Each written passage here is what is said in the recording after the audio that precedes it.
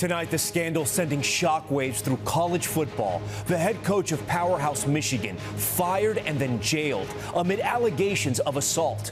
Coach Sharon Moore in jail, awaiting charges right now as we get chilling audio alleging a man was attacking a woman at her home and had been stalking her for months. What we're learning about the inappropriate relationship he was fired over, as his team now has to prepare for a bowl game without him.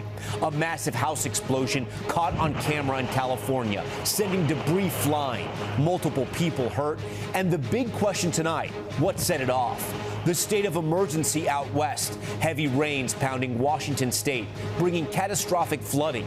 The race to save people trapped in rising water. Some rescued by helicopter as tens of thousands are told to evacuate. Healthcare showdown, two plans failing in the Senate today as millions brace for insurance premiums to skyrocket, even double if Congress doesn't act soon. Who is impacted? Our NBC News investigation, a surrogacy agency suddenly closing, families unable to access their money. Some surrogates are now pregnant, the parents scrambling to pay for their care. Astounding video of a skydiver jumping out of a plane when his parachute gets caught on the wing, his camera rolling as he saves his own life. And our farewell tribute to a beloved member of the NBC News family. Rehema Ellis has covered tragedies and triumphs. Our tribute as she takes on her next adventure. Nightly News starts right now. This is NBC Nightly News with Tom Yamas. And good evening. We begin tonight with the stunning college football scandal. The University of Michigan, one of the biggest programs in the country, firing Sharon Moore as its head coach. And just hours later, he was put behind bars. Our team reporting this out as we come on the air. The university says he was fired for cause after finding he was engaged in a, quote, inappropriate relationship with a staff member. When we pressed police about the case, they referred to an alleged assault without directly naming Moore. And in a moment, we're going to play for you audio of police in real time describing a 911 call about a man attacking a woman inside of her home. Police have not connected the incident mentioned to Moore, but all of this is a shock to the university and the college sports world. Shaquille Brewster is in Ann Arbor, Michigan, with the latest. Tonight, former University of Michigan football coach Sharon Moore still held inside this jail, detained by police after his stunning firing. And now there's new dispatch audio describing a 911 call from an Ann Arbor home on Wednesday. Subject just called the caller, told her there's a male at the location and the house attacking her. The state's been stalking her for months. Moore is not mentioned on the audio, which was recorded around the same time police say they responded to an alleged assault on Wednesday afternoon, taking a suspect into custody but offering no further details. Police have not said that incident and the one described on the dispatch audio are connected. Approximately 30 minutes later, the university's athletic director publicly announced Moore's firing for cause, writing an internal investigation found credible evidence that the coach engaged in an inappropriate relationship with a staff member. Moore has not responded to NBC News' requests for comment. The 39-year-old married father of three was named Michigan's head coach just 2 seasons ago after the team's national championship run. We want to make sure that we're in the best position that we can compete on and off the field. A tenure sometimes overshadowed by the fallout of a 2023 sign-stealing scandal that resulted in a 2-game suspension for Moore this season. The abrupt coaching change now rocking the campus of one of college football's most famous teams. It just came out of nowhere, so it was a bit of a surprise. I feel bad that it happened, but I also feel bad if the allegations are true. All right, Shaq joins us now live from outside the county jail where Moore is being held tonight. And Shaq, we're expecting to see the former coach tomorrow in court? That's right, Tom. He's expected to be arraigned as soon as tomorrow. Officials say prosecutors are reviewing charges, but none have been filed just yet. Meanwhile, the university is not commenting on this criminal investigation, but has named a new interim head coach that will lead the team at the Citrus Bowl later this month. Tom? All right, Shaq Brewster leading us off tonight. Now to that breaking news out of Northern California. Half a dozen people are injured after a massive gas main explosion in broad daylight right in the middle of a busy neighborhood. NBC's Steve Patterson with that video tonight. Tonight, terrifying moments captured on this doorbell cam. A monstrous explosion rocking a quiet Bay Area neighborhood this morning. neighbor's house exploded.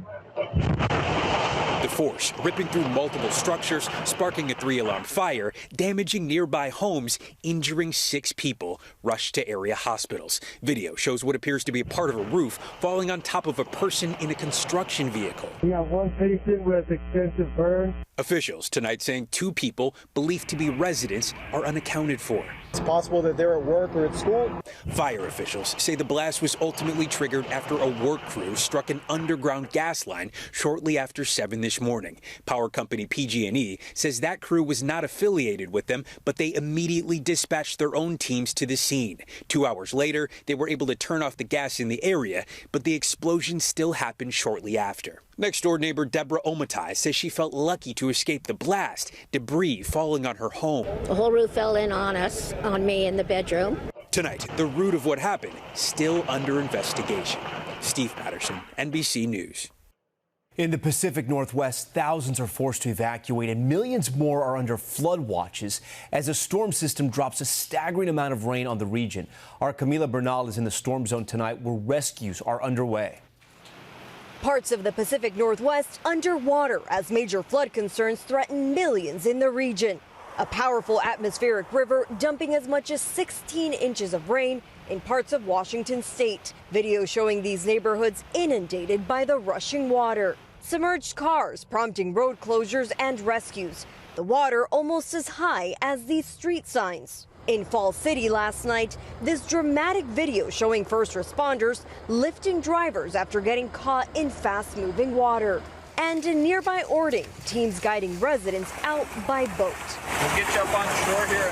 What do you anticipate for the next couple of days? It's going to be difficult when you're facing truly historic levels of rising floodwaters. You know, you're in uncharted territories. The governor now urging residents to leave. Ray Bartow listened to the warnings. Oh, it's split second. I've got one life. The Skagit River, just 2 blocks from her home, approached the record of 42 feet. This is the first time I've ever been concerned. 7 rivers in Washington already experiencing major flooding. The rush now on to keep the rising floodwaters away.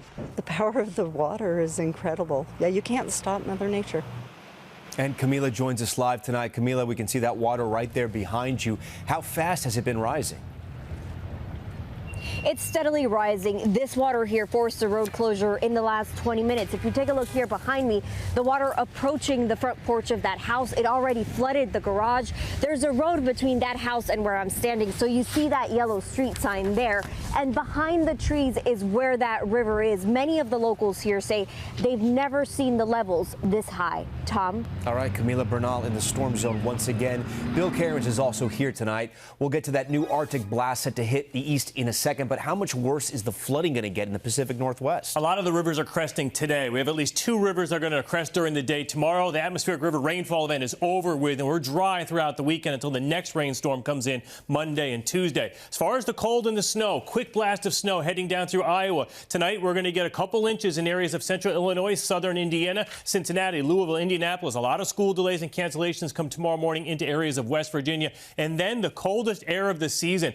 The high temperature in Minneapolis is -1 on Saturday. They're going to play a football game in Chicago at 10 degrees on Sunday. And then we're also going to be watching another little snowstorm as we go from Saturday into Sunday. And this one could even bring some snow to I-95 in the big cities like New York. Yeah, the extreme cold is here. All right, Bill, we thank you. On Capitol Hill today, the Senate failed to pass 2 different health care plans. And now premiums for many on Obamacare are expected to skyrocket.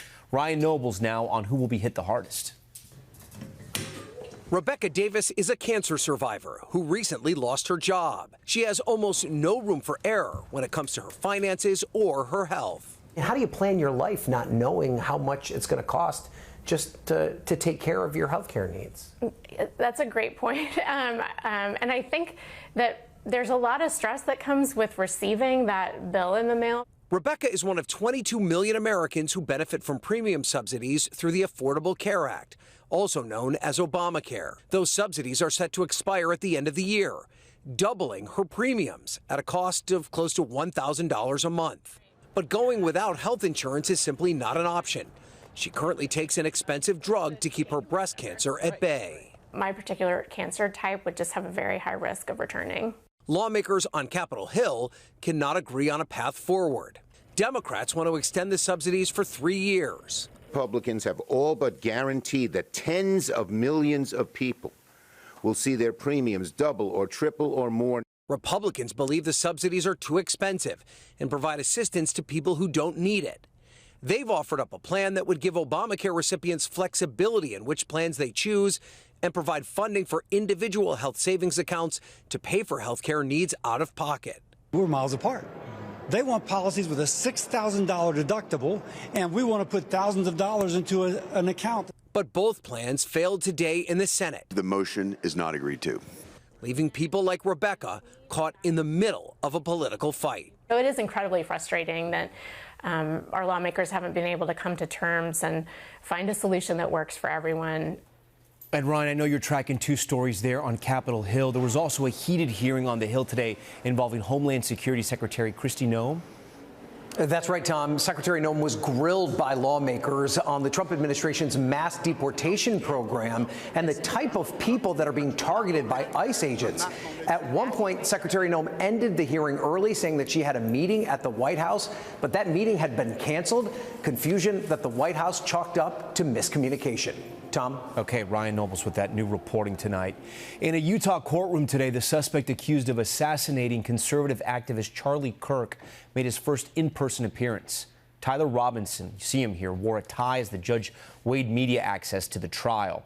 Prosecutors charged him with aggravated murder and will seek the death penalty. He has not entered a plea.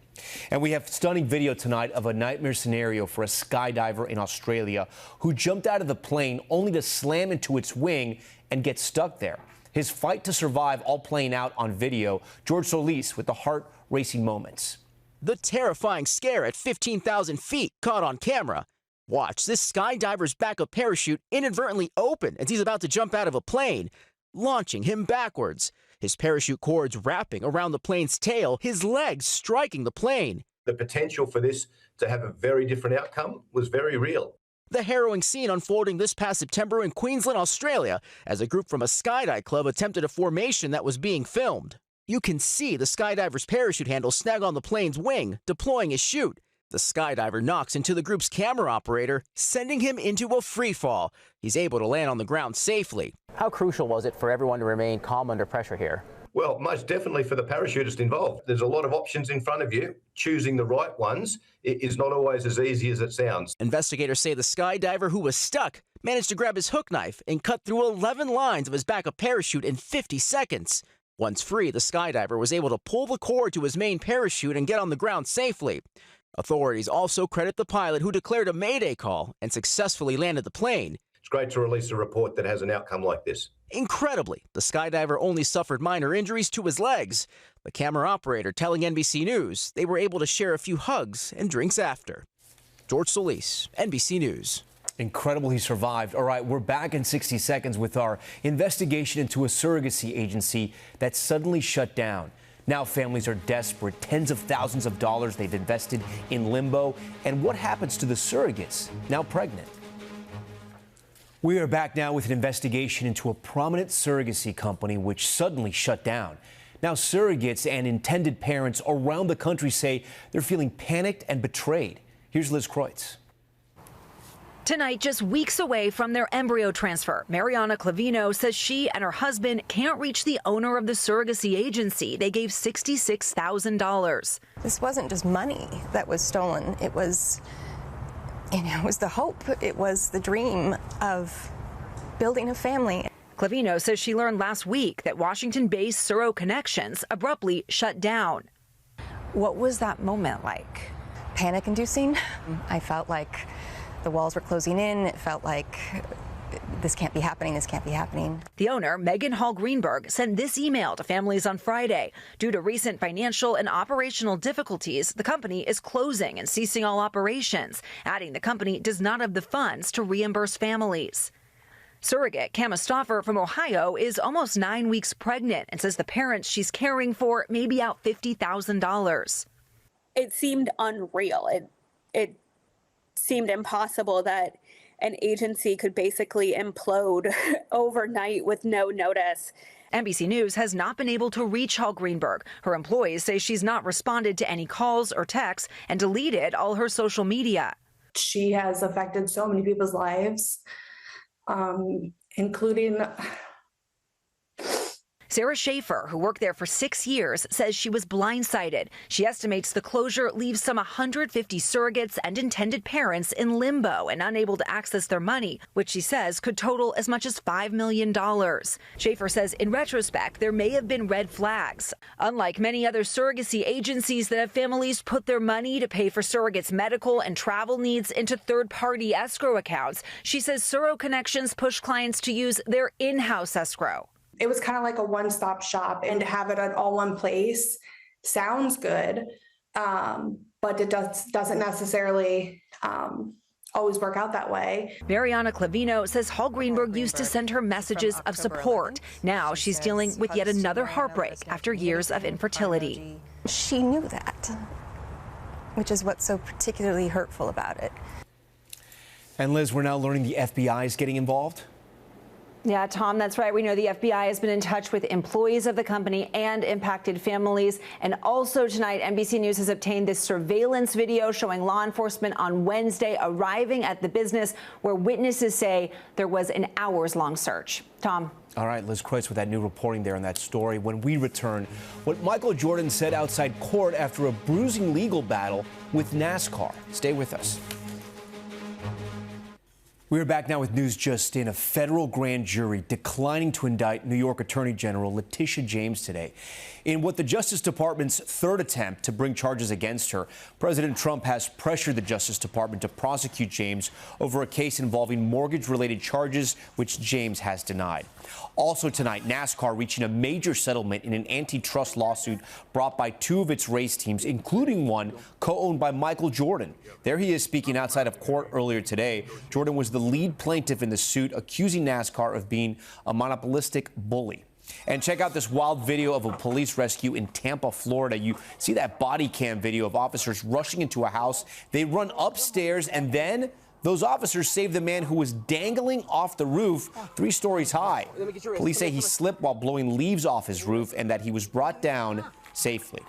All right, when we come back, our fond farewell to one of our most beloved correspondents and friends, the great Rehema Ellis. That's next.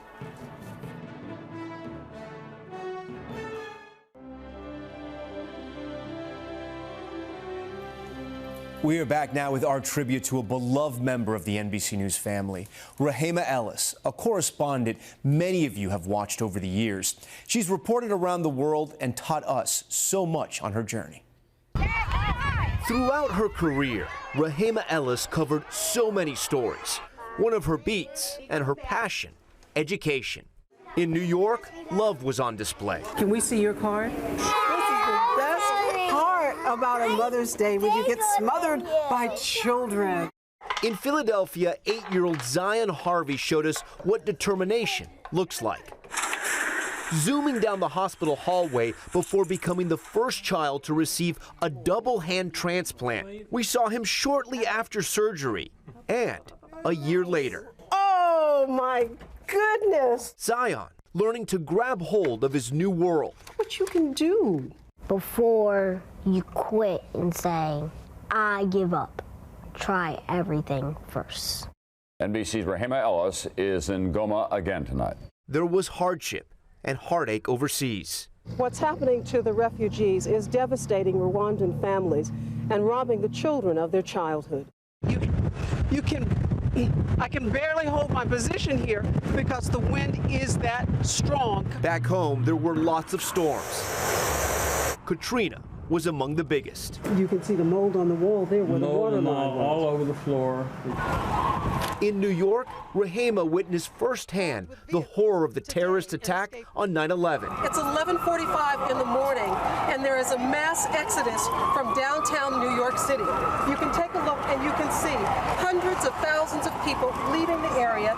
Tragedy or triumph, Rehema was always on the front lines. Like when she profiled Ron Clark Academy in Atlanta, a school making a difference. A lot of people will see your video and they'll say, it's a dance school. What do you say? that is totally untrue because here we work very hard, very, very, very hard. Rehema's countless stories touched us all and inspired us along the way. The legendary Rehema Ellis.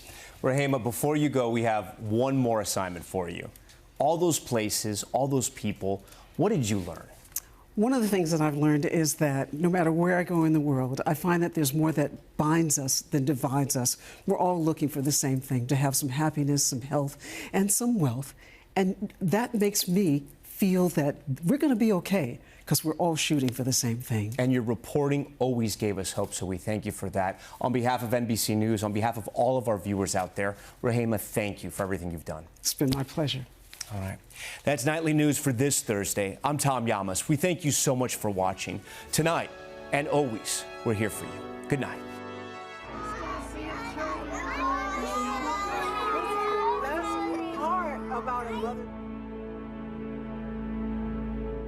We thank you for watching, and remember, stay updated on breaking news and top stories on the NBC News app or watch live on our YouTube channel.